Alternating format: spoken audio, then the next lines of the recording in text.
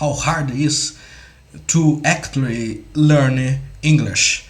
And I will speak a little about as a non native perspective, which for me that's a pretty unfair advantage. I think people who learned English as a native, as first language, let's say, this advantage that I have to learn English as a second language and as a adult. And I'll explain here.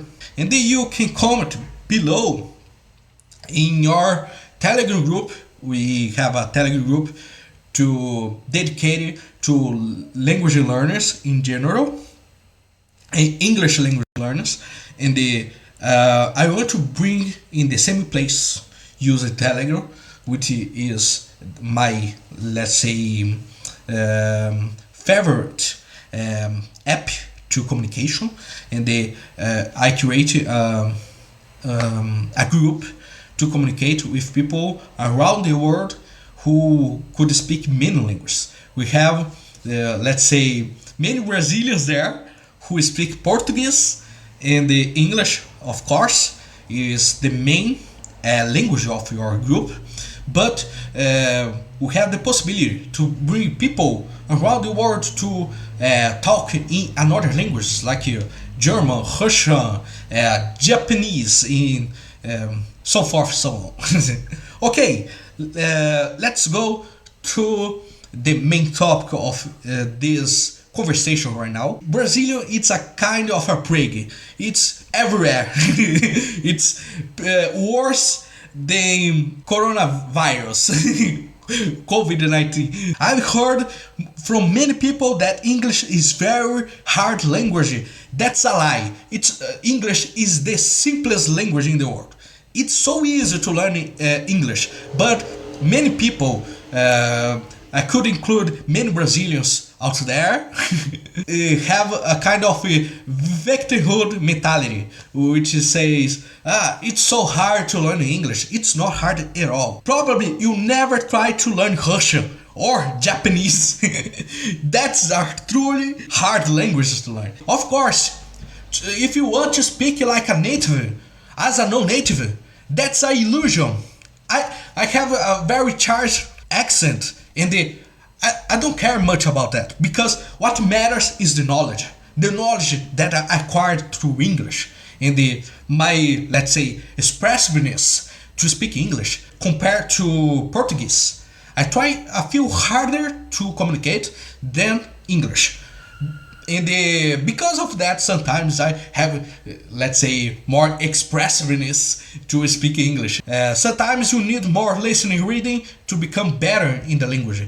But sometimes people are scared to use the language. And I'm not scared at all to speak Russian.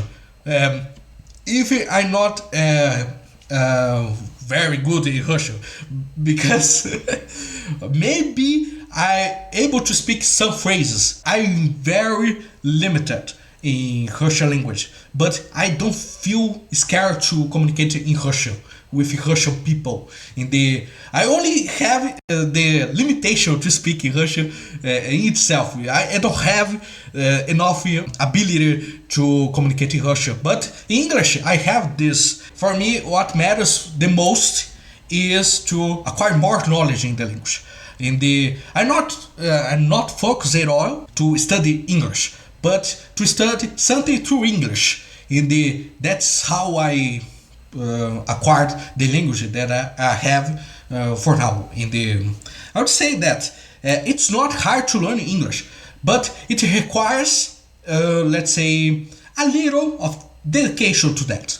And if you try to compare English to another languages, for us Brazilians, for example, Spanish English is the easiest language ever. Spanish, Italian, and French is a little bit harder to learn than English for us. I see that English is not a hard language at all. I see people from Indonesia, from Russia, who speak English very well. I see that English is easy even for people who are very far for English, because English is simpler.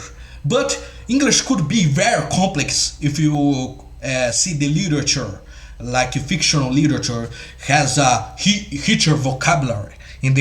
That's something normal for any language. If you watch YouTube videos, regular YouTube videos, you won't have so much trouble to understand that if you are a Brazilian, or maybe if you are Chinese, it could be much harder. I would say that it's simpler to a Chinese learning English than French. For example, French is complexer than English, and the English is simpler than French. And I would say that it's not hard at all to learn English, but to be good at English, yes, it requires a little more work to do that.